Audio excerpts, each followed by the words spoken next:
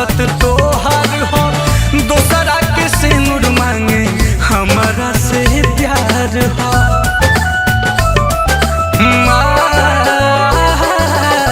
क्रिया खाए के झूठो आदत तोहार हो दोसरा के सिंदूर मांगे हमारा से प्यार हो। नीमक दारी के जख्म पर अब मरहम लगावल छोड़ दा। नीमक दारी के जख्म पर अब मरहम लगावल छोड़ दा। जाए के तो चलिए गइलू अब सतावल छोड़ दा।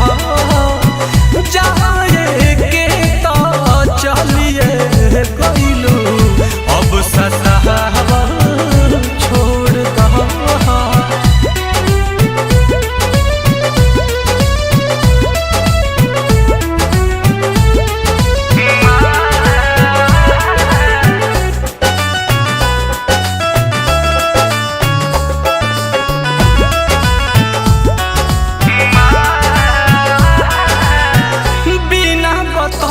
तू तो कहले लू शादी नील कमल से पाई गहिलू आजादी।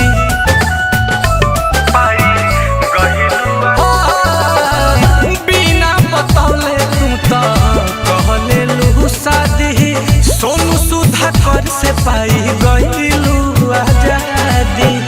लिख के अब मैसेज तू हम दर्दी जता